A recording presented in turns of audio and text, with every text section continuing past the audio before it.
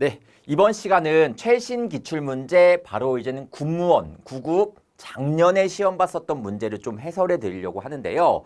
일단 난이도 자체가 평상시 국무원 시험보다 어렵게 출제가 되었었던 것이 사실이었습니다. 그래서 수험생들이 이 시험 문제를 보고 와서 굉장히 정신적으로 현타가 왔었다 이런 평들이 일반적이었었거든요. 그래서 왜 어려웠었는지에 대해서 말씀드려보게 되면은 첫 번째로는 약간 생소한 법조문을 출제시켰습니다. 그래서 조금 이따가 살펴보겠지만 행정절차법이 문제가 출제가 되었었거든요. 그 다음에 개인정보보호법 파트가 출제가 되었는데 일반적으로 우리가 각종 공무원 시험에서 접했었던 지문들이 아니라 정말 대부분 잘 안 봐왔었던 내용들이 출제가 됐었기 때문에 일반적으로 학생들이 되게 어려워할 수밖에 없었던 지문이었다라고 말씀드릴 수가 있겠고, 두 번째로는 생소한 판례들을 등장을 시켰는데 이 생소한 판례들이 여러분들한테 정말 새롭게 다가오다 보니까 뭔가 최신 판례 문제로도 대비가 안 되는 그런 인상을 주는 판례들도 출제가 되었었거든요. 그렇다 보니까 학생들이 되게 어렵게 느껴질 수밖에 없었다는 뜻이겠죠. 그래서 여러분들께서 일단 항상 공부를 하실 때에는 조금 이따가 말씀드리겠지만 기본서를 많이 봐주셔야 된다는 뜻인 거예요. 나는 국가직, 지방직 시험에서는 8, 90점 맞는데 왜 국무원 시험만 6, 70점 맞는지 모르겠다라고 하는 분들 상당히 많이 있거든요.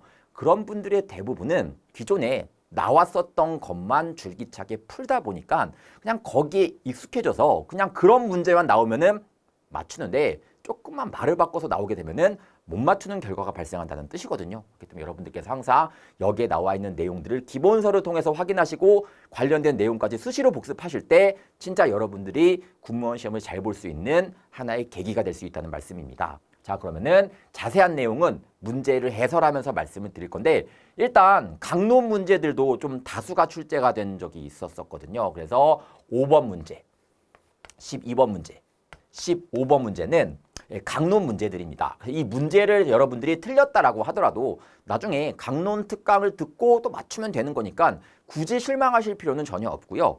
일단 1번 문제부터 해설해보는 시간을 좀 가져보도록 하겠습니다. 1번. 행정법의 효력에 대한 설명으로 옳지 않은 것은 이렇게 이야기하고 있는데요. 1번. 행정법규는 시행일로부터 그 효력을 발생한다라고 되어 있는데 당연하겠죠. 즉 행정법규는 이 행정법규라고 한 것이 시행돼야지 효력이 발생하는 거죠. 그럼 언제 시행이 되어 있느냐 상상을 한번 해보세요. 여러분들 법이 오늘 딱 만들어졌습니다. 오늘 시행된 게 좋을 것 같습니까? 그렇지가 않죠. 국민들이 뭔가 대처할 수 있는 시간을 줘야 되는 게 맞지 않습니까? 그래서 우리가 시행일을 관보에 게시해서 공포한 날에 효력이 발생한다. 즉 그때서부터 시행이 된다라고 하고 있습니다. 그래서 일반적으로 20일 있다가 효력이 발생한다는 거 알고 있으시죠? 즉 20일 있다가 시행된다는 거 알고 있으시겠죠? 그렇지만 중요한 것은 국민의 권리를 제한하거나 의무를 부과할 때는 며칠 있다가 효력이 발생한다. 30일 있다가 효력이 발생한다. 이해되시겠습니까? 그래서 항상 여러분들이 공부를 좀 얇게 하시는 분들은 낮게 하시는 분들은 20일, 30일 뭐 그런 것들만 기억을 하고 있다 보니까 막상 정말 기본적인 시행일로부터 그 효력이 발생한다. 당연한 건데 여기서부터 뭔가 흔들리는 사람들이 생긴다는 뜻인 거예요. 그래서 여러분들 기본서를 항상 자주 읽어주실 필요가 있다라고 말씀드릴 수가 있고요. 2번, 법령이 변경된 경우 신법령이 피적용자에게 유리하여 이를 적용하도록 하는 경과규정이라고 하는 말이 등장했는데 특별한 규정이 없는 한, 경과 규정에 없는 한 헌법 제13조 등의 규정에 비추어 볼 때 그 변경 전에 발생한 사항, 변경 전에 발생한 사항이라고 하는 말이 등장하게 되는데 여러분 한번 생각 한번 해보도록 하겠습니다. 변경 전에 발생한 사항이기 때문에 이미 끝난 사실을 이야기하고 있다는 거 이해되겠습니까? 그래서 진정한 사건이라고 말씀을 드렸었죠. 진정한 사건. 진정한 사건에서는 구법이 중시된다, 변경된 법이 중시된다, 구법이 중시된다라고 말씀을 드렸습니다. 왜? 끝난 사안이기 때문에 구법 갖고 해결하면 되는 것이지 미래법을 적용시켜가지고 해결할 필요는 전혀 없다는 뜻이겠죠. 그래서 이미 변경 전에 발생한 사항은 진정한 사안이기 때문에 소급표가 허용되지 아니한다라고 말씀을 드렸습니다. 그러나 예외적으로 국민한테 유리하게 변경이 되었을 때에는 또 몇 가지 예들 있지 않습니까? 유리하게 변경이 되었을 때에는 신법을 적용한다라고 말씀을 드렸는데 그럼 국민한테 유리하게 변경되었다고 무조건 신법이 적용되는 거냐? 그건 아니라 그 중간에 경과 규정이 필요하거든요. 즉 경과 규정이 있어야 신법이 적용되는 것이지 경과 규정이 없는데 무조건 유리하게 변경되었다고 신법을 소급시키겠다는 뜻은 아니라는 거예요. 그렇기 때문에 여러분들께서는 변경 전에 발생한 사항에 대해서 만약에 경과 규정이 있었다라고 하면은 신법을 적용시킬 수 있는 여지가 있겠지만 경과 규정이 없다라고 하니까 변경 후에 신법령이 아니라 변경 전에 구법령이 적용되어야 한다라고 이야기할 수 있다는 뜻인 겁니다. 이해되시겠습니까? 3번 문제 이어서 살펴보도록 할게요. 3번 법령의 불소급의 원칙은 법령의 효력 발생 전에 완성된 요건 사실 즉 진정한 사건에 대하여 당해 법령을 적용할 수 없다는 의미일 뿐 계속 중인 사실이나 그 이후에 발생한 요건 사실에 대해서 계속 중인 사실이나 그 이후에 발생한 사건 부진정한 사건 맞습니까? 그에 대해서는 신법 적용할 수 있다는 거 여러분들 알고 있으시겠죠. 그래서 대한법 적용 시까지를 제한하는 것은 아니다 이렇게 이야기하고 있습니다. 그래서 이미 끝난 사안에 대해서는 당연히 신법을 적용할 수는 없겠지만 계속 중인 사실관계에 대해서는 부진정한 사항이기 때문에 당해 현재 시행되고 있는 법을 적용시키면 된다라는 말씀이고요. 4번 진정소급 입법의 경우에는 신뢰보호의 이익을 주장할 수 있으나 부진정소급 입법 경우에는 신뢰보호의 이익을 주장할 수가 없다 이렇게 이야기하고 있는데 자 여러분 생각 한번 해보도록 하겠습니다.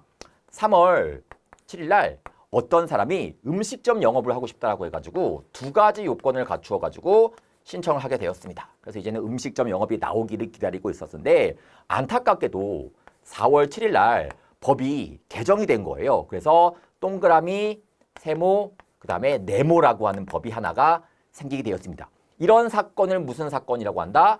부진정한 사건이라고 한다는 거 알고 있으시겠죠? 그래서 이게 부진정한 사건이라는 뜻이거든요.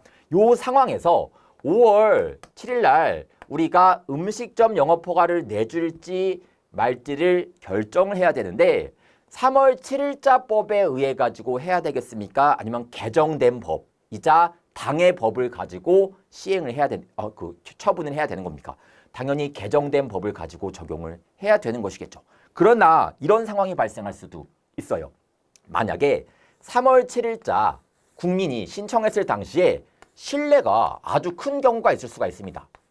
예를 들어서 행정청에서 이렇게 이야기하는 거예요. 야, 내가 하늘이 무너져도 너한테만큼은 꼭 음식점 영업 허가를 내줄 거야. 다만 너 요 요건만 충족해와.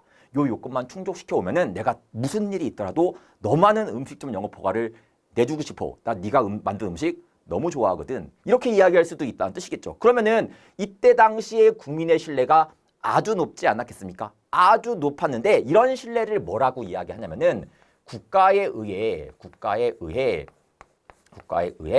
유인된 신뢰 이런 식으로 표현하고 있습니다. 유인된 신뢰 이런 식으로 표현을 하고 있다는 뜻인 거예요. 다시 말해서 이때 당시 신청했을 당시 신뢰가 굉장히 높았을 때 그 이유가 뭐냐? 국가에 의해 가지고 유도된 신뢰이기 때문에 굉장히 신뢰가 높다는 거예요. 그럼 원래 부진정 소급 사건에서는 이런 상황이 발생하면은 신법에 따라서 이 사건을 판단해야 되는 것이기 때문에 거부해야 되는 것이 맞지 않습니까? 그러나 신뢰가 매우 높을 때에는 그냥 이때의 법을 존중해가지고 그냥 허가를 내줘야 되는 상황이 생길 수도 있다는 뜻인 거예요. 이해 되시겠죠? 왜? 신뢰 때문에. 다시 말해서 부진정 소급 입법의 경우에도 역시 신뢰보호의 이익을 주장할 수 있다는 거 이해되시겠습니까? 그렇기 때문에 신뢰보호의 원칙이라고 하는 것은 부진정한 사건에서도 역시 태클을 걸 수 있는 하나의 계기가 되는구나 라고 볼 수 있다는 뜻이겠죠. 신뢰보호 원칙 중요합니다. 그래서 정답은 4번이 된다는 뜻이고요. 2번 행정규칙 형식의 법규명령이라고 하는 말이 등장하게 됐는데 행정규칙의 형식의 법규명령을 뭐라고 하냐? 법령 보충적 행정규칙이라고 이야기하고 있습니다. 법령 보충적 행정규칙 이런 식으로 이야기하고 있다는 거 알고 있으실 거라고 생각을 합니다. 그래서 옳지 않은 것을 고르는 내용인데 법령 보충적 행정규칙은 그 구조 자체가 어떻게 형성이 되어 있냐면은 첫 번째 법률에서요. 행정부한테 법률에 나와 있는 내용을 구체화시키라고 이야기하고 있습니다. 구체화시키라고 이야기하고 있어요. 그 위험한 개의 종류 한번 정해볼래? 라고 이야기하면서 지금 이 상황에서 현재 형식이 정해져 있습니까? 형식이 정해져 있지 않습니까? 형식이 정해져 있지 않죠. 즉 불형으로 만들어라. 혹은 뭐 대통령령으로 만들어라. 혹은 뭐 행정규칙으로 만들어라. 이런 식으로 형식 자체가 기본적으로 정해져 있지 않다는 뜻인 거예요. 그렇다 보니까 행정부에서는 뭐로 만들지 본인들이 판단할 수가 있습니다. 근데 불형으로 만들 수도 있겠고 혹은 뭐 총리령으로 만들 수도 있겠고 여러 가지로 만들 수도 있겠죠. 그래서 불형을 만들거나 혹은 행정규칙으로 만들 수도 있다는 뜻인 거예요. 각종 뭐 훈령, 예규 뭐 그런 거 있지 않습니까? 고시 뭐 이런 거 있지 않습니까? 이런 걸로 만들 수 있다는 뜻인 거예요. 이럴 때 불형으로 만들었다라고 하면은 법규성을 인정하는데 별다른 문제가 없을 수도 있어요. 그러나 여기에서 행정규칙으로 만들었을 때 문제가 된다는 뜻이거든요. 그래서 이 행정규칙은 겉보기에는 행정규칙이지만 이 내용을 가만 뜯어다 보게 되면은 상위법의 구체화를 받아가지고 내용을 만들어주고 있는 거잖아요. 그래서 이 법률과 행정규칙이 결합하여 하나의 법규명령이 된다라고 말씀드리지 않았습니까? 이런 것들을 법령을 보충하는 목적을 띠고 있는 행정규칙이라고 말씀을 드렸습니다. 그래서 법령 보충적 행정규칙이라고 하는 것은 상위법에서 구체화시키라고 위임을 받아가지고 행정규칙 형식으로 만들어지는 것을 이야기하는데 형식이 특정되어 있지 아니하다라고 말씀을 드렸던 거 알고 있으시겠죠. 이게 기본적인 베이스다라고 보시면 될 것 같습니다. 물론 여기서 약간 좀 응용되는 사안들이 있긴 합니다만 이게 베이스다라고 보시면 되는 거예요. 그래서 특이하게 행정규칙에서 상위법과 결합해서 법규의 형식을 갖고 있다라고 보시면 된다는 뜻이겠죠. 1번. 헌법이 인정하고 있는 위임입법의 형식은 예시적인 것으로 보아 예시적이라고 하는 것은 하나의 샘플에 불과하다는 거 알고 있으십니까? 헌법에서는 위임입법의 형식을 대통령령, 총리령, 부령, 헌법재판소 규칙, 중앙선거관리위원회 규칙 이런 식으로 뭔가 몇 가지를 나열하고 있는데 그 나열하고 있는 성격이 예시적에 불과한 것이기 때문에 샘플에 불과하다. 즉 다 나열해 놓은 것은 아니다라고 이야기할 수가 있겠죠. 즉 열거적인 것은 아니다 이렇게 이야기할 수 있다는 말씀이겠고요. 할 것이고 그것이 법률이 행정규칙에 위임하더라도 그 행정규칙은 위임된 사항만 규율할 수가 있으므로 딱 구체화시키라고 이야기한 사항이 있지 않습니까? 그것만 위임할 수 있으므로 국회 입법의 원칙과는 상치가 되지 않는다. 원래 입법이라고 하는 것은 국회에서 해야 되고 예외적으로 행정부의 법규의 형식으로 위임시키는 것이 국회 입법의 원칙인데요.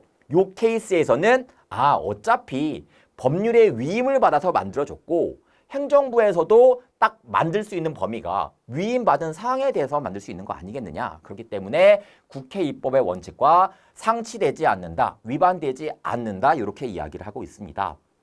2번, 제3권 등과 같은 기본권을 제한하는 작용을 하는 법률이 입법 위임을 할 때에는 법규명령에 위임한 것이 바람직하고 금융감독위원회의 고시와 같은 행정규칙 형식으로 입법 위임을 할 때에는 적어도 행정규제기본법 제4조 제2항 단서에서 정한 바와 같이 법령이 전문적, 기술적 사항이나 경미한 사항으로서 업무의 성질상 위임이 불가피한 사항에 한정된다 이렇게 이야기하고 있습니다. 아무리 예시적으로 헌법에서 정하고 있다고 하더라도 이렇게 행정규칙 형식으로 만들어줄 때에는 기본적으로 예외적인 상황, 이렇게 전문적이고 기술적인 사항이나 경미한 사항으로 만들 수 있도록 해야 되는 것이다. 왜?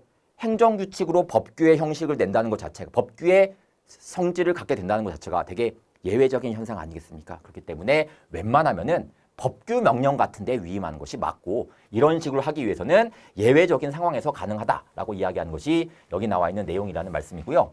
3번, 법률이 행정규칙 형식으로 위임을 하는 경우에는 행정규칙의 특성상 포괄위임 금지 원칙은 인정되지 않는다. 여러분, 포괄위임 금지 원칙이라고 하는 것은 백지위임하지 말라는 거 아니겠습니까?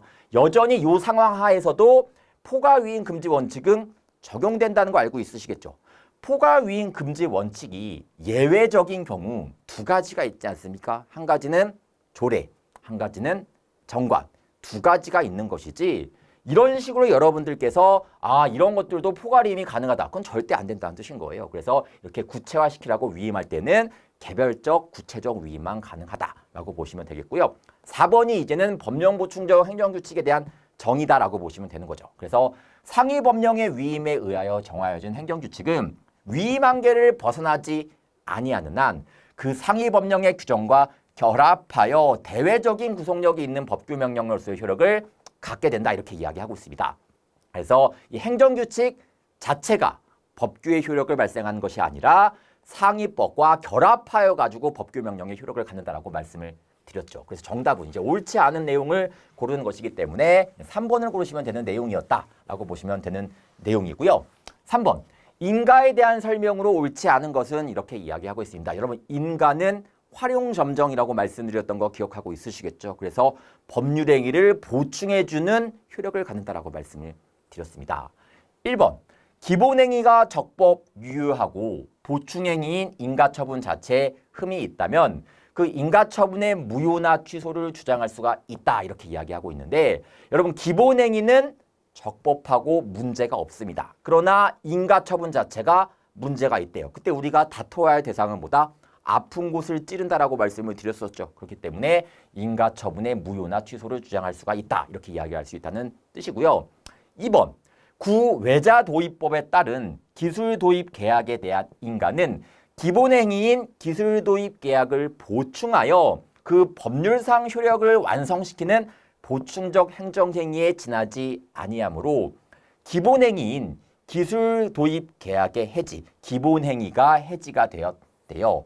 인가로 인하여 소멸이 되었다면은 위 인가 처분은 처분청의 직권 취소에 의해 소멸한다라고 되어 있는데 인가의 성격 자체가 용의 몸에다가 눈을 찍어줌으로 인해 가지고 완전한 용을 만들어 주는 것이잖아요.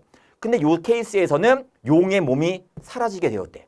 용의 몸이 소멸되게 되었대요.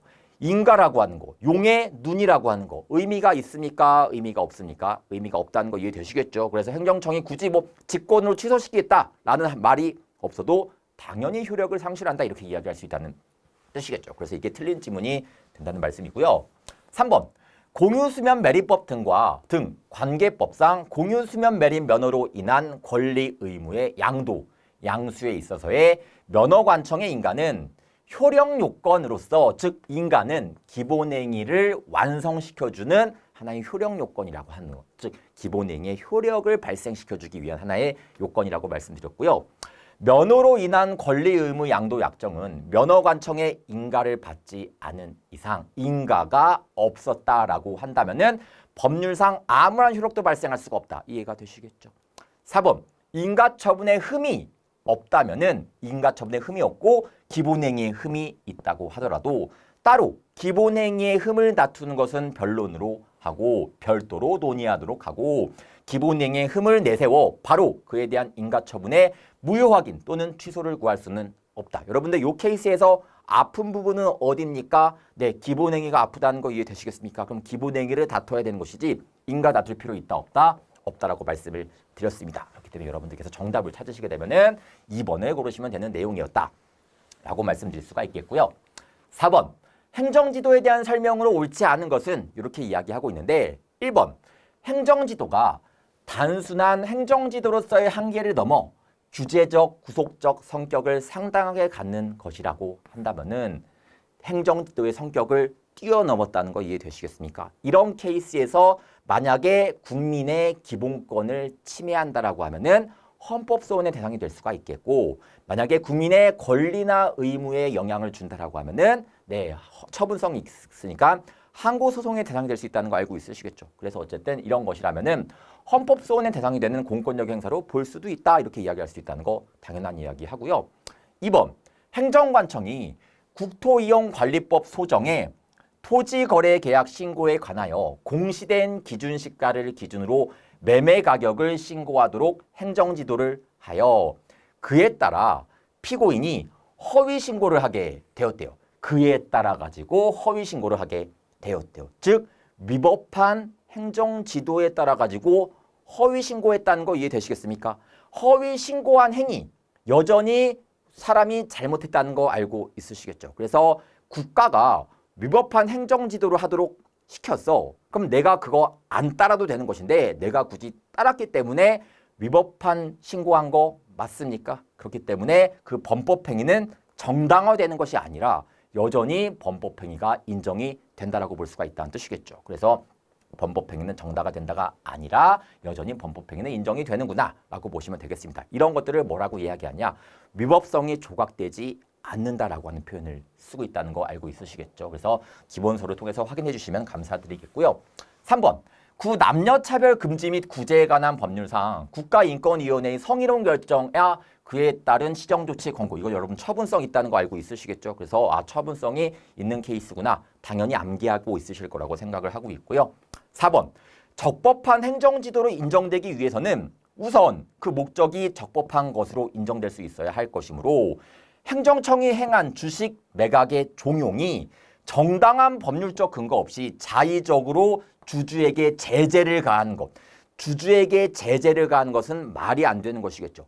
행정지도의 성격 자체가 상대방이 따를지 말지 자체를 결정을 해줘야 되는데 주주한테 제재를 가하는 것은 행정지도의 영역을 벗어나고 있다는 거 이해되시겠습니까? 그렇기 때문에 이런 것은 행정지도의 영역을 벗어난 것이라고 보아서 위법하다고 볼 수가 있다는 뜻인 거예요. 그렇기 때문에 여러분들께서 맞는 지문이다라고 보시면 되는 거죠. 정답은 옳지 않은 것을 고르시는 내용이기 때문에 2번을 고르시면 되는 내용이었었고요. 5번. 헌법재판소의 결정례와 대법원 판례의 내용으로 옳지 않은 것은 이라고 해서요. 총론 문제와 강론 문제가 서로 섞여 있다라고 보시면 되겠습니다. 동그라미 1번 보기는요. 우선 결론적으로 말씀드리게 되면은 이 내용을 기본적으로 공부하고 시험 본 친구는 아무도 없었을 거예요. 그래서 이렇게 생소하게 1번 보기가 등장을 하니까 학생들이 막 긴장을 하기 시작을 하는 거죠. 나 이거 분명히 못 본 것 같은데 나만 못 본 것인가 아니면 쟤는 알고 있을까 뭔가 고민하는 순간 이미 2번, 3번, 4번을 볼 용기 자체가 없어지게 되는 겁니다. 일단 기본적으로 이렇게 처음에 등장하는 문제가 나왔을 때 여러분들이 일반적으로 나는 기본서도 꼼꼼히 읽어왔었던 사람이야 라고 하는 용기가 있으면은 이거 다 모르는 거네? 이런 생각하에서 소거법에 의해서 문제 풀 생각을 하셔야 되는 거예요. 즉 이 내용이 무슨 의미를 띠고 있는지 그걸 찾는 것이 아니라 2번, 3번, 4번이 옳고 그름만 확인할 수 있다고 하면은 충분히 풀 수 있는 문제 아니겠습니까? 그래서 일단은 이 지문은 조금 이따가 설명하고요. 2번, 3번, 4번부터 한번 말씀드려 보도록 할게요. 2번. 행정소송에 있어서 행정청의 처분 권한 유무는 직권조사 사항이 아니다. 여러분 직권조사 사항이라고 하는 것은 뭐를 이야기하고 있습니까? 소송 요건을 직권조사 사항이라고 이야기하고 있다는 거 알고 있으시겠죠? 그래서 소송 요건이라고 하는 것은 뭐 처분성이 있는지 없는지 원고적 격이 있는지 없는지 그런 것들을 따지고 있습니다. 그래서 만약에 처분성이 있다라고 하면은 소송 요건이 갖춰져 있는 것이기 때문에 2단계인 본안 심리 절차로 넘어가서 판단한다고 보면 되는 건데 처분 권한이 있는지 없는지 유무 한번 따져볼게요. 여러분들 처분 권한이 있다라고 하면은 그 처분은 적법하다는 거 이해되시겠습니까? 반대로 처분 권한이 없다라고 하는 것은 그 처분은 위법하다는 거 이해되시겠죠? 그래서 만약에 처분 권한이 있었다라고 한다면은 원고가 승소하는 판결을 받게 될 거고요. 처분 자체에 권한이 없다라고 하면은 그 처분은 위법한 거니까 원고가 패소하는 결과가 발생한다는 거 이해되시겠습니까? 다시 말해서 처분 권한의 유무는 본안 심리 사안인 것이지 소송 요건이 아니라는 뜻이거든요. 소송 요건은 처분성만 있으면 일단 심리는 들어가 주겠다는 뜻인 거예요. 그렇기 때문에 소송 요건이 아니니까 직권조사 사항이 아니라고 한다는 거 이해되시겠습니까? 기본서 내용에서 다 배웠었던 내용들이고요. 3번. 행정권한의 위임이 행해진 때에는 위임감청은 그 사무를 처리할 권한을 잇는다. 강론 지문이기도 합니다. 그러니까 여러분 생각 한번 해보세요. 서울시장이 있습니다. 서울시장이 있는데 서울시장이 강남구청장한테요. 처분할 권한을 위임을 해주게 되었어요. 그래서 처분할 권한을 위임을 해주게 되었는데 생각 한번 해보도록 하겠습니다. 처분할 권한을 위임을 해줬는데 강남구청장이 당연히 본인의 이름으로 권한을 행사를 하겠죠. 본인의 이름으로 권한을 행사한다는 이야기는 나한테 책임이 있다는 것을 대외적으로 알리는 효과가 발생하는 거예요. 그렇다는 뜻은 서울시장은 더 이상 여기에 대해서 처분할 권한이 있다 없다? 없고 나는 온전하게 권한을 위임받은 사람으로서 이젠 내 책임하에서 행해지는 일이기 때문에 소송 제기할 때 피고도 얘가 피고가 된다는 거 알고 있으시지 않습니까? 즉 수임청이 피고된다는 거 알고 있으시잖아요. 그렇기 때문에 행정권한의 위임이 행해진 때에는 위임감청, 즉 서울시장은 그 사무를 처리할 권한을 잃어버리게 된다. 당연한 이야기하고 있다고 보시면 된다는 말씀이고요.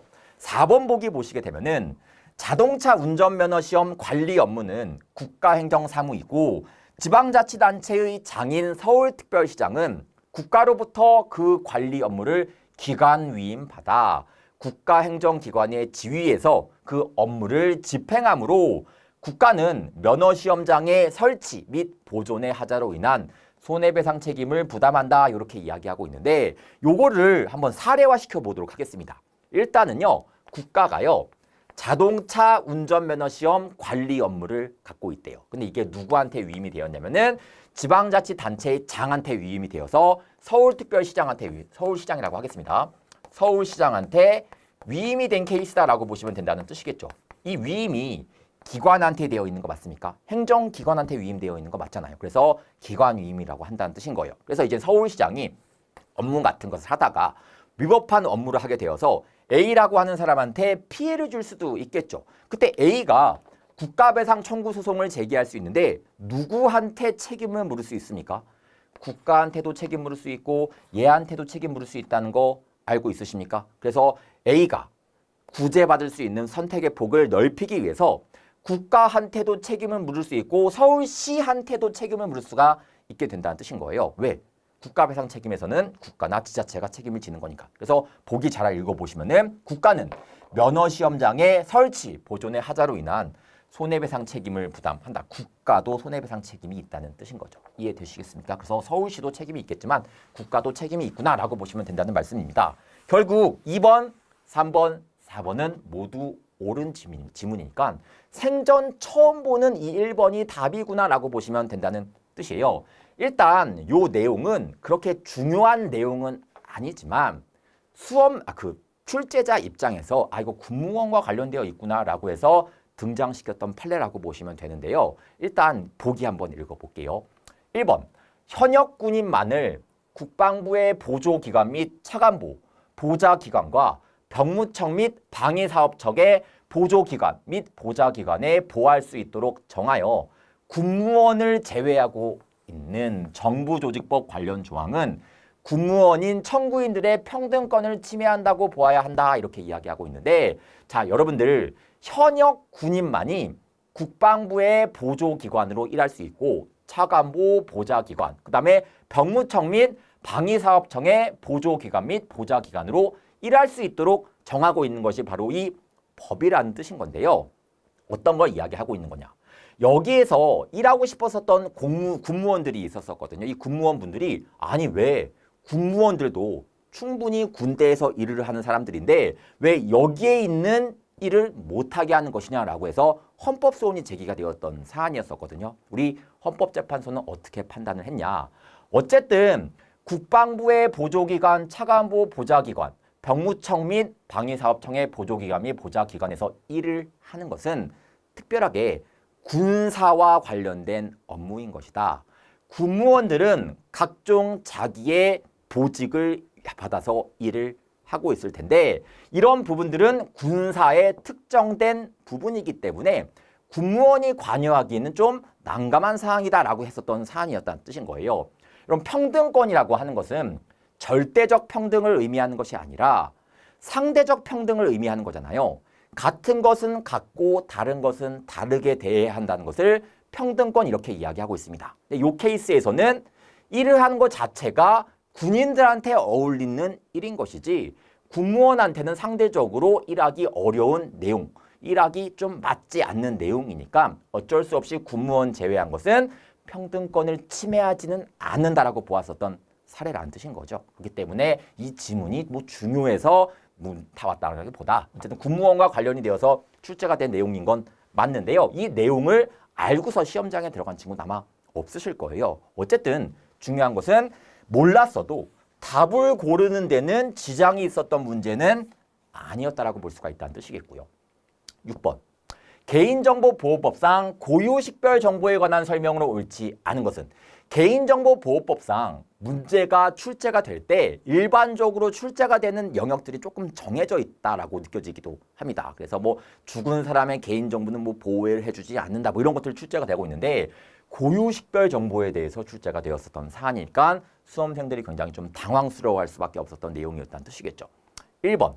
여권법에 따른 여권번호나 출입국 관리법에 따른 외국인 등록번호는 고유식별 정보이다 이렇게 이야기하고 있는데 고유식별 정보는 다시 말해서 그 사람을 이해하는데 정말 고유한 정보이기 때문에 함부로 다뤄지면 안 되는 정보를 고유식별 정보 이렇게 이야기하고 있습니다. 뭐가 있냐면은 제가 예전에 수업 때도 정리를 해드렸지만 주민등록번호라든가 여권번호라든가 그다음에 운전면허 등록번호라든가 외국인 등록번호는 정말 고유한 식별 정보이기 때문에 함부로 처리하면 된다, 안 된다, 안 된다는 뜻인 거예요. 그렇지만 함부로 처리하지 못하기 때문에 예외적으로 처리할 수 있는 방법을 두 가지를 두고 있거든요. 첫 번째는요. 법에서 처리할 수 있도록 규정을 두고 있거나 두 번째는 이 정보의 주체가 내 고유식별 정보 처리해도 좋아 라고 따로 허락을 해준 경우에는 가능합니다. 즉 내 주민등록번호 따로 처리해도 좋아 라고 이야기한 경우에는 처리가 가능하다는 뜻이거든요. 2번 보기 볼게요. 고유식별 정보를 처리하려면은 정보 주체에게 정보의 수집, 이용, 제공 등에 필요한 사항을 알리고 다른 개인정보의 처리에 대한 동의와 함께 일괄적으로 동의를 받아야 한다가 아니라 이 개인정보는 내가 처리하겠지만 고유식별 정보를 처리할 때는 따로 동의를 받아야 한다는 뜻인 거예요. 그렇기 때문에 일괄적으로 동의받는 것이 아니라 개별적으로 따로 동의받을 필요가 있다라고 말씀드릴 필요가 있다는 뜻이고요. 3번. 개인정보 처리자가 이 법에 따라 고유식별 정보를 처리하는 경우에는 그 고유식별 정보가 분실, 도난, 유출, 위조, 변조 또는 훼손되지 아니하도록 대통령령으로 정하는 바에 따라 암호화 등 안정성 확보에 필요한 조치를 하여야 한다. 암호화하여야 한다. 그 다음에 하여야 한다. 당연히 암호화는 필수 작업 아니겠습니까? 서술어 같은 거 중시할 필요 있다는 뜻이고요. 4번. 개인정보 처리자는 다른 개인정보의 처리에 대한 동의와 별도로 동의를 받은 경우라고 하더라도 일단 요거랑 요거랑 조금 매칭이 되는 약간 뭔가 좀 반대 이야기를 한다고 느끼지 않습니까? 어쨌든 동의와 별도로 동의를 받아야 되는 경우에 하더라도 주민등록번호는 이 법에서 정한 예외적으로 인정한 사유에 해당하지 않는 한 처리할 수가 없다. 여러분 주민등록번호에 대해서는 고유식별 정보임에도 불구하고 별도의 동의가 있어도요. 따로 예외적인 사유에 해당될 때만 처리할 수 있도록 하고 있거든요. 그 법조문을 반드시 기본서에서 확인해 주시면 감사드리겠고요. 어쨌든 정답은 옳지 않은 것을 고르는 내용이니까 2번을 고르시면 되는 내용이었다라고 보시면 된다는 뜻이겠죠. 7번. 신뢰보호 원칙에 대한 설명으로 옳지 않은 것은 1번. 신뢰보호의 원칙의 법적 근거로는 신해칙설, 그 다음에 법적 안정성설을 드는 것이 일반적인 견해이다. 맞는 이야기 하고 있고요. 2번. 신뢰보호의 원칙은 불문법의 원칙이라는 거 알고 있으시겠죠. 그래서 불문법의 원칙인데 이거에 대해서 실정법적 근거가 존재를 하고 있습니다. 그럼 여러분들한테 한번 물어볼게요. 신뢰보호의 원칙이 법적인 효력을 갖게 되는데 여기에 규정되어 있어가지고 신뢰보호 원칙이 효력이 있는 겁니까? 아니면 원래 있었던 신뢰보호의 원칙의 법적 효력을 여기서 확인해주고 있는 것에 불과할까요? 후자라는 거 알고 있으십니까? 어쨌든 행정절차법이라든가 국세기본법에서 이런 신뢰보호의 원칙에 대해서 규정해 두고 있다라고 보시면 된다는 뜻이고요. 3번. 대법원은 실권의 법리를 신뢰보호의 원칙에서 파생 원칙으로 본다. 실권의 법리를 신뢰보호 원칙에서 파생되는 원칙으로 보는 것이 아니라 신의 성실의 원칙에서 파생되었다라고 보는 것이죠. 실권의 법리라고 하는 것은 예를 들어서 2015년도 3월 7일 날 어떤 사람이 음주운전을 했습니다. 음주운전했으면은 일반적으로 특정한 기간 내에는 면허 정지라든가 면허 취소 같은 것이 있어야 하지 않겠습니까? 그래서 권리를 행사할 수가 있게 되는데 수년이 지나도 예컨대 2021년 3월 7일이 되었어도 여전히 면허 정지, 면허 취소 같은 것이 없게 되는 거예요. 그런 경우에는 면허 취소, 면허 정지할 권리를 잃어버렸다. 권리를 잃어버렸기 때문에 권리를 행사하면 된다, 안 된다? 안 된다라고 하는 것을 실권의 법리라고 하고 있는데 이 개념을 신뢰보호의 원칙에서 파생된 것이 아니라 신의 성실에서 파생되었다고 보는 것이 일반적인 대법원의 견해라는 거 알고 있으시죠? 4번, 조세법령의 규정 내용 및 행정규칙 자체는 과세관청의 공적 견해 표명에 해당하지 아니한다. 이렇게 이야기하고 있는데 법이 규정되어 있다고 바로 공적 견해 표명이 되는 것이 아니라 이게 일반적으로 적용되기 시작해야지 공적 견해 표명이 돼야 된다는 거 알고 있으시겠죠? 그래서 이런 것들과 행정규칙 자체는 공적 견해 표명에 해당하진 않다. 좀 적용이 됐을 때 뭔가 공적 견해 표명으로 보인다는 거 알고 있으실 거라고 생각을 합니다. 정답은 이제 옳지 않은 것을 고르는 내용이니까 3번 고르시면 되는 내용이었었고요. 8번, 정보 공개에 대한 설명으로 옳지 않은 것은 이렇게 이야기하고 있는데 우리가 흔히 정보 공개에 관한 문제 풀 때 흔히 볼 수 있는 지문들이기도 합니다.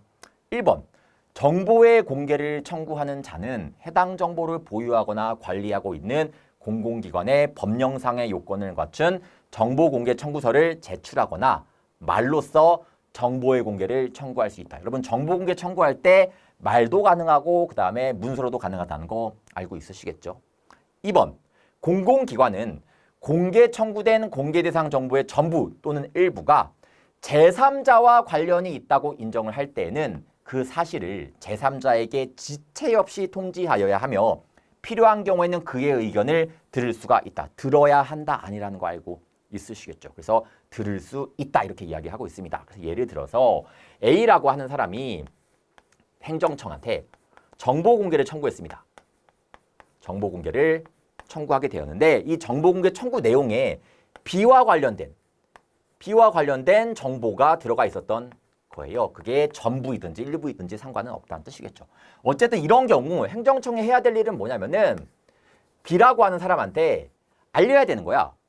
A라고 하는 사람이 너와 관련된 정보를 청구를 했더라. 그래서 공개를 해줄까 말까에 대해서 물어봐야 한다는 뜻이겠죠. 그런 경우에 B가 얘한테 의견을 줄 수도 있고 안 줄 수도 있는데 그래서 의견을 들을 수 있다라고 되어 있지 들어야 한다라고 되어 있지는 않습니다. 그래서 서술어 같은 거 중시하시면 되는 건데 3번 보기 살펴보시게 되면은 공공기관 정보공개하는 법률 제11조 3항에 따라 공개 청구된 사실을 통지받은 제3자는 그 통지를 받은 날부터 7일 이내에 해당 공공기관에 대하여 자신과 관련된 정보를 공개하지 아니할 것을 요청할 수 있다라고 되어 있는데 7일이 아니라 3일이라고 한다는 거 알고 있으시겠죠. 그래서 7일이 아니라 3일 이내에 이의 신청을 하는 거죠.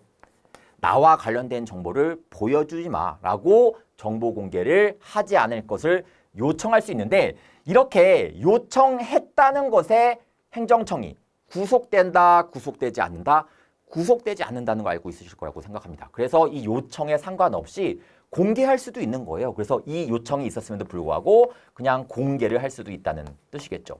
이해되겠습니까? 물론 이 공개가 있으면은 B는 이것에 대해서 소송 제기할 수도 있다는 뜻이겠고요. 그래서 뭐 여러 가지 다툼이 있는 사안이 생길 수도 있겠죠. 그래서 4번 보시게 되면은 공공기관의 정보 공개하는 법률 제21조 2항에 따른 비공개 요청에도 불구하고 공공기관이 공개 결정을 할 때에는 공개 결정 이유와 공개 실시를 분명히 밝혀 지체 없이 문서로 통지하여야 하며 왜? 처분이기 때문에 통지하여야 하며 제3자는 해당 공공기관에 문서로 이의 신청을 하거나 행정심판, 행정소송 등을 제기할 수가 있다. 이거에 대해서 다툴 수 있는 기회를 주고 있구나라고 한다는 점 여러분들이 알고 있으시면 된다는 말씀입니다.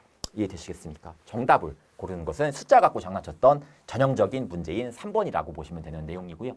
9번, 통고 처분에 대한 설명으로 옳지 않은 것은 통고 처분은 교통 출입하는 이세경 사건에서 원래 그 행정청에서 검찰에 고발해가지고 법원에 의해 가지고 벌금 받게 할 수 있는 사안인데 그냥 행정청에서 직접 범칙금이라고 하는 이름으로 범칙금을 부과하는 것을 통고 처분이라고 한다라고 말씀을 드렸습니다. 4번 보기부터 먼저 살펴보시면은 국세법상 통고 처분을 할 것인지 여부는 관세청장 또는 세관장의 재량에 맡겨져 있고 다시 말해서 범칙금을 부과할지 아니면은 검찰에 고발해서 법원에 의해 가지고 벌금을 받게 할지는 재량에 맡겨져 있고 따라서 관세청장 또는 세관장이 관세범에 대하여 통고 처분을 하지 아니한 채 고발하였다는 것만으로 고발 및 이에 대한 공소의 제기가 부적법하게 되는 것은 아니다 이렇게 이야기하고 있습니다. 어떤 뜻인지 이해되시겠죠? 다시 말해서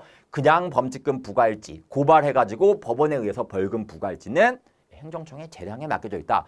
일반적으로 굉장히 많이 나오는 지문이고요.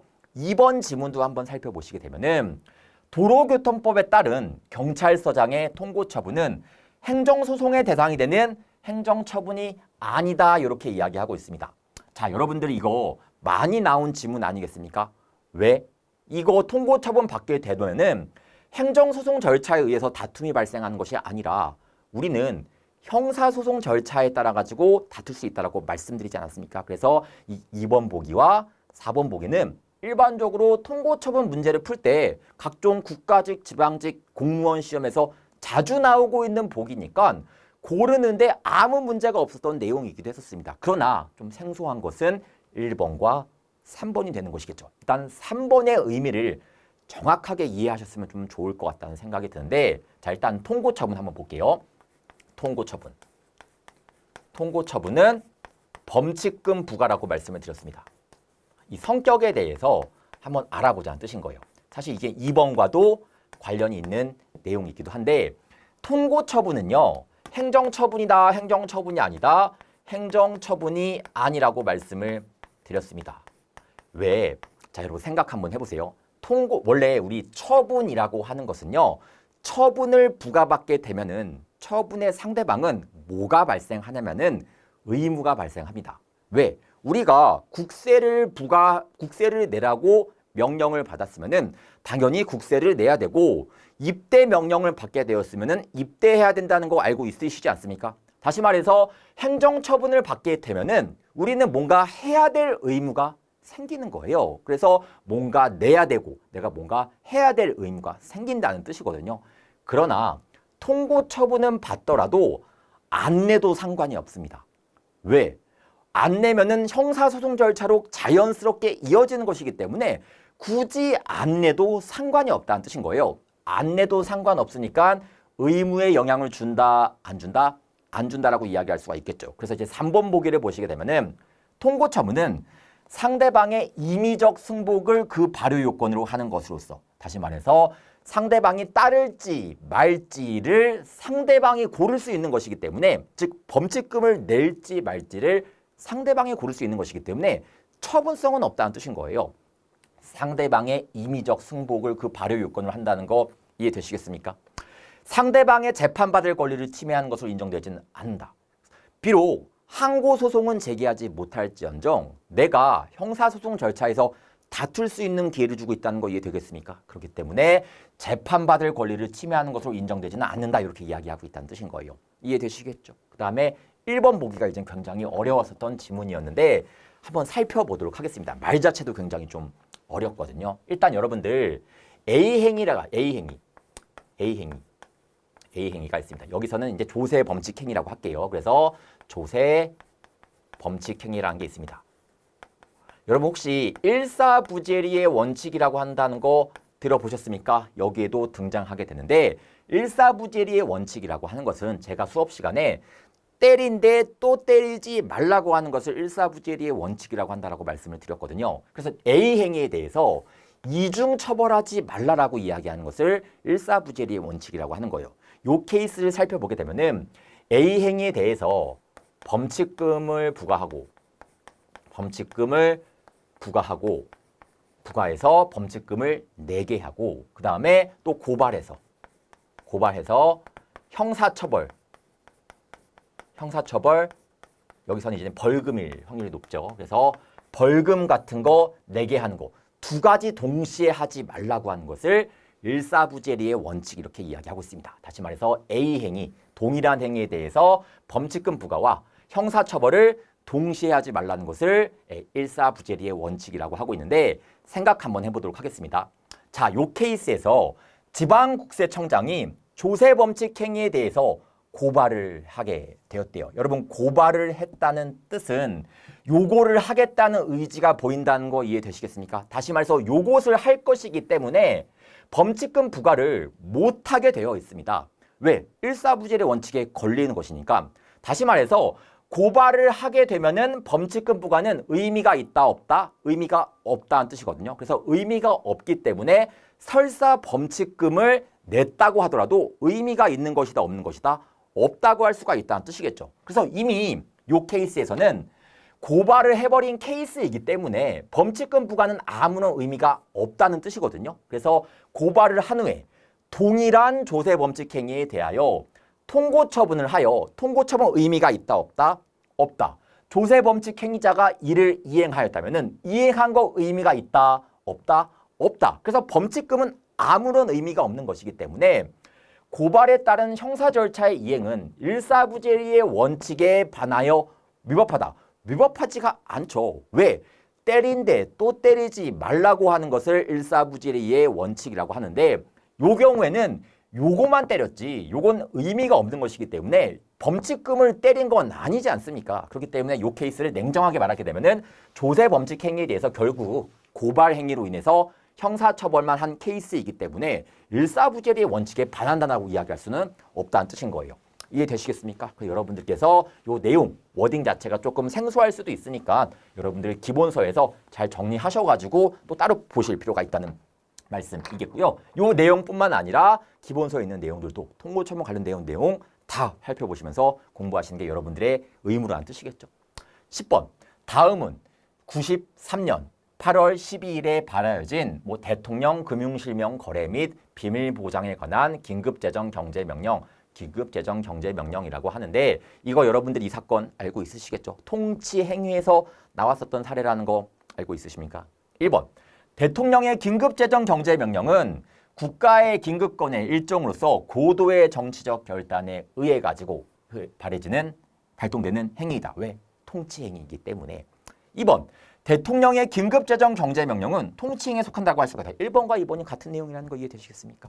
3번, 통치행위를 포함하여 모든 국가 작용은 국민의 기본권적 가치를 실현하기 위한 수단이라는 한계를 반드시 지켜야 한다. 당연한 이야기하고 있다는 거 알고 있으시겠죠? 통치행위라고 하더라도 기본권 지켜줘야 된다, 지켜주지 말아야 한다, 지켜주어야 한다. 왜?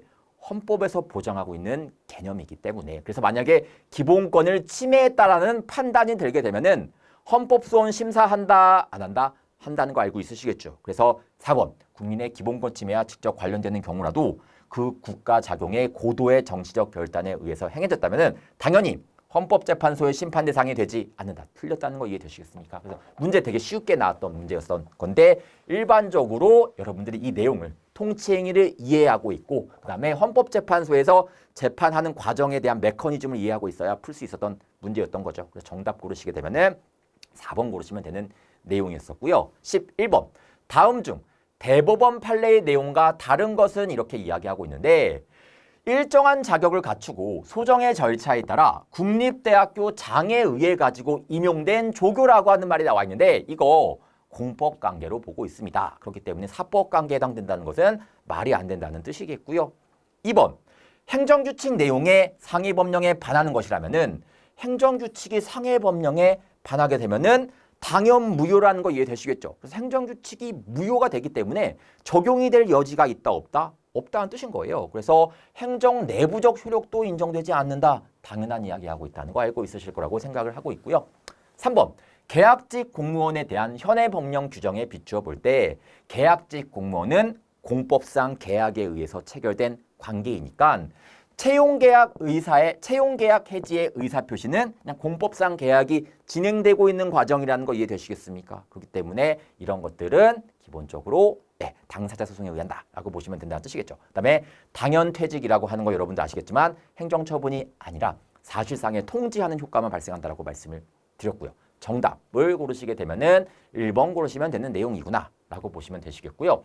2번, 이제 강론에 대한 이야기가 등장하죠. 그래서 강론과 총론에 대한 이야기가 등장을 하게 되는데 12번, 병역법에 대한 설명으로 옳지 않은 것은 이렇게 이야기하는데요.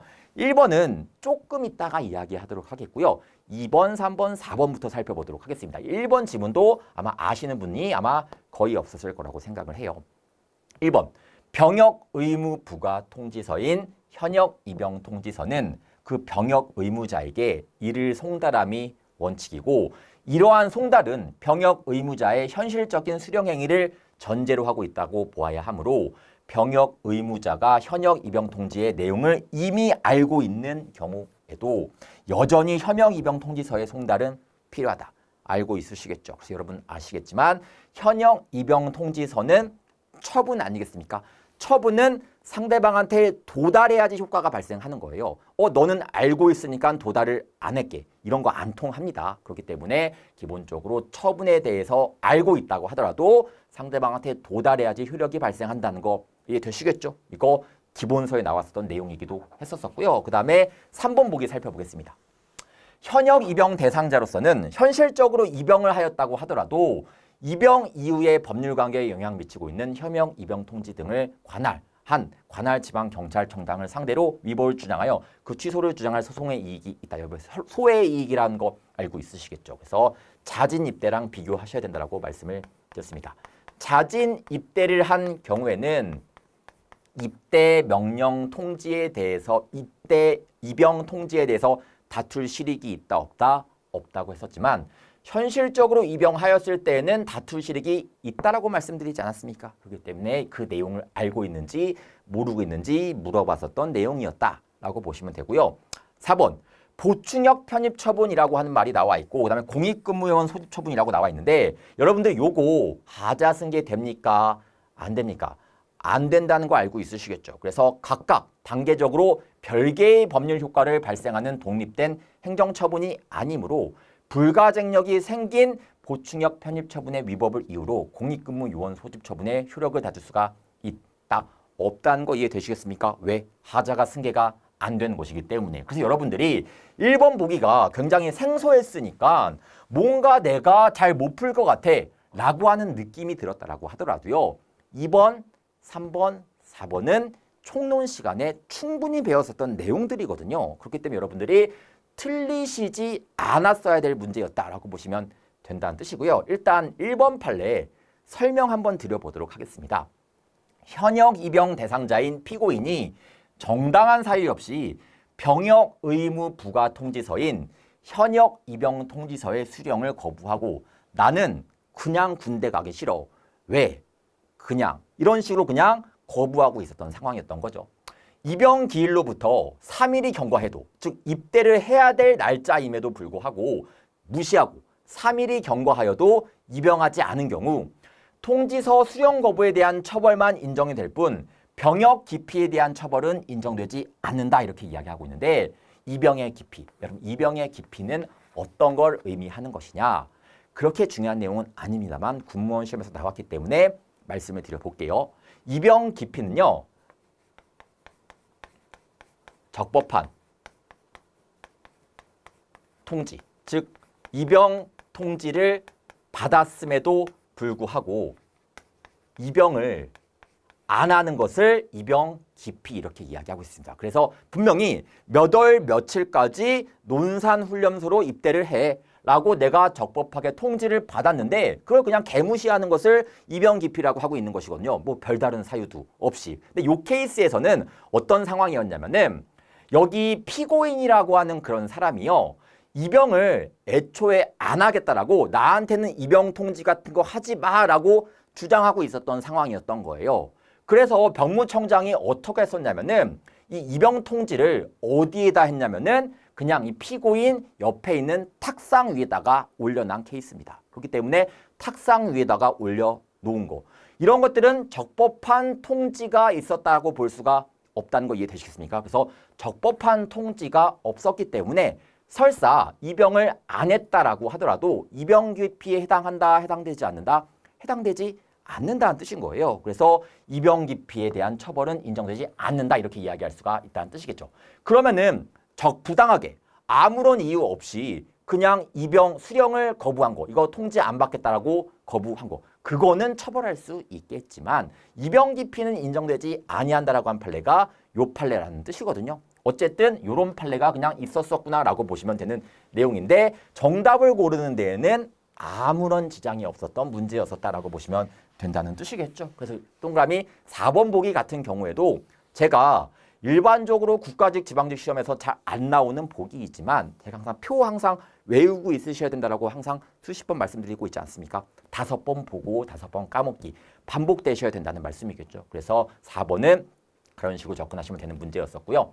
13번 다수 당사자 등이 공동으로 행정 절차에 관한 행위를 할 때 정하는 대표자에 관한 행정절차법 규정 내용으로 옳지 않은 것은 이렇게 이야기하고 있는데 일반적으로 행정절차법 문제가 나왔을 때 자주 나오는 법조문이 분명히 존재하고 있는데요. 이 대표자에 관련된 것은 잘 나오는 내용은 아니에요. 그래서 의도적으로 출제자가 이 내용은 모르겠지라고 하는 내용이었었거든요. 그래서 여러분들께서 평상시에 기본서 등을 잘 읽어보신 분만이 접근할 수 있었던 문제였다라고 보시면 된다는 말씀입니다. 어쨌든 1번 당사자 등은 대표자를 변경하거나 해임할 수가 있다. 당연한 이야기 하고 있고요. 2번 대표자는 각자 그를 대표자로 선정한 당사자 등을 위하여 행정 절차에 관한 모든 행위를 할 수가 있다. 당연한 이야기 하고 있죠.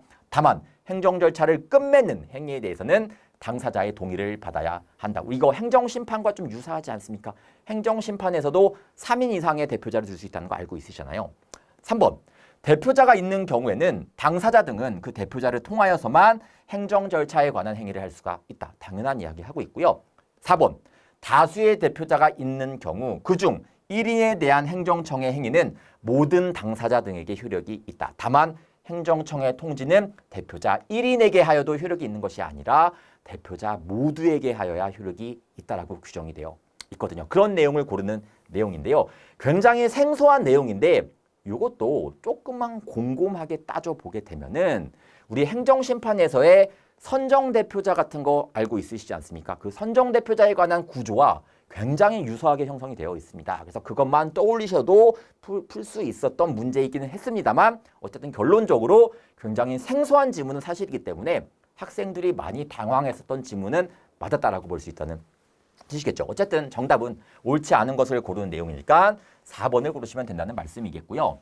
14번 사실행위에 관한 판례 내용으로 옳지 않은 것은 1번 교도소장이 수용자를 접견 내용 녹화 및 접견 시 교도관 참여 대상자로 지정한 행위는 항고소송 대상된다는 거 알고 있으시겠죠.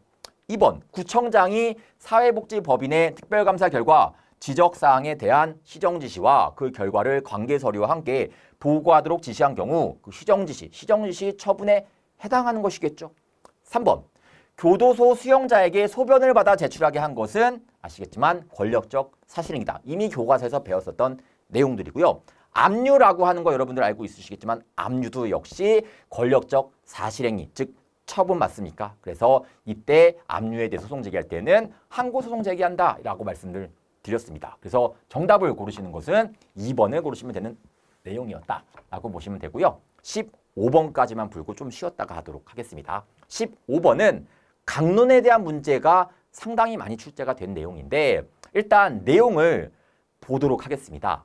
1번 방사능에 오염된 고철을 타인에게 매도하는 등으로 유통시킴으로써 거래 상대방이나 전전 취득한 자가 여러분 전전 취득이라고 하는 말은 모르셔도 상관이 없어요. 어쨌든 방사능 오염으로 피해를 입게 되었더라도 그 원인자는 이라고 하는 말이 등장하고 방사능 오염 사실을 모르고 유통시켰을 경우에는 모르고 유통시켰대요.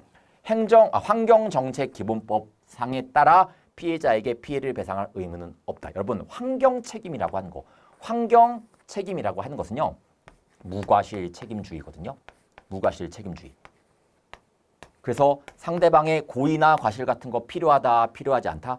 필요하지 않고 환경상 원인으로 문제가 발생했을 때는 원인자의 고의 과실 같은 거 따지지 않습니다. 그만큼 환경 문제는 굉장히 중요하고 상대방한테 치명적인 영향을 줄 수 있는 것이기 때문에 원인자의 무과실 책임이라는 뜻인 거예요. 그렇기 때문에 모르고 유통시켰다라고 하더라도 책임을 진다, 책임지지 않는다, 책임진다는 뜻인 거예요. 2번, 토양은 폐기물, 기타 오염물질에 의하여 오염될 수 있는 대상일 뿐 맞는 이야기 하고 있고요. 오염된 토양이라고 하여 동산으로서 물질인 폐기물에 해당한다고 할 수는 없다. 여러분 이거 상식적으로 그렇지 않습니까? 토양을 폐기물이라고 하는 경우가 없습니다. 토양이 오염이 되었네. 폐기물에 의해서 오염이 되었구나 라고 이야기하지 폐기물이라고 이야기하지는 않는다는 거. 당연한 이야기하고 있어요. 나아가 오염 토양은 법령상 절차에 따른 정화 대상이 될 뿐 깨끗이 만들어줘야 될 정화 대상이 될 뿐 법령상 금지되거나 그와 배치되는 개념인 투기나 폐기의 대상이 된다고 할 수는 없다. 이해되시겠습니까? 그래서 토지라고 하는 것은 폐기 대상이 되지는 않는다는 거 이해되시겠죠? 그래서 토지가 오염이 되었으면은 이 오염된 땅을 정화시키도록 하는 정화의 대상이 되는 것이지 폐기물이니까 이런 것들을 잘 버려야지 이렇게 이야기하지는 않는다는 뜻인 겁니다. 그래서 이런 판결문이 그냥 강론에서 한번 나왔었던 적이 있었구나 라고 했는데 수험생 입장에서는 굉장히 당황스러운 내용일 수도 있다는 뜻이겠죠. 3번 행정청이 폐기물 처리 사업 계획서 부적합 통보를 하면서 처분서에 불확정 개념으로 규정된 법령상의 허가 기준 등에 충족하지 못하였다는 취지만을 간략하게 기재하였다면은 국민이 폐기물 처리 사업 통보를 받기 위해서 신청을 했습니다. 근데 거기에 대해서 안타깝게 거부 처분이 나왔는데 거부했을 때 이유 제시를 해야 되지 않겠습니까? 이유 제시를 해야 되는데 그 요건 자체가 불확정 개념으로 쓰여 있었기 때문에 어쩔 수 없이 거부할 때에도 취지만을 이야기해 줄 수밖에 없었던 사정이 있었던 거예요. 이거 갖고 이 처분이 위법하다라고 보지는 않습니다.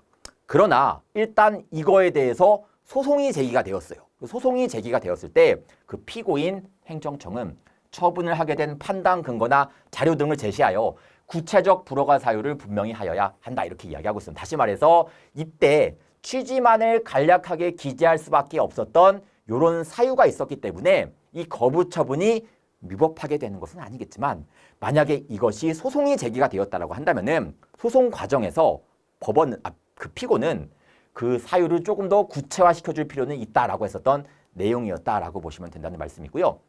4번 불법 행위로 영업을 중단한 자가 영업 중단, 이 영업 중단이 위법한 영업 중단이라고 하는 처분이었었거든요. 에 따른 손해배상을 구하는 경우 영업을 중단하지 않았으면 얻었을 순이익과 즉 내가 영업을 계속했으면 얻었을 순이익과 이와 별도로 영업 중단과 상관없이 불가피하게 지출해야 되는 비용 불가피하게 지출해야 되는 비용이 예컨대 뭐 임대료 같은 것이 여기에 해당될 수가 있겠죠.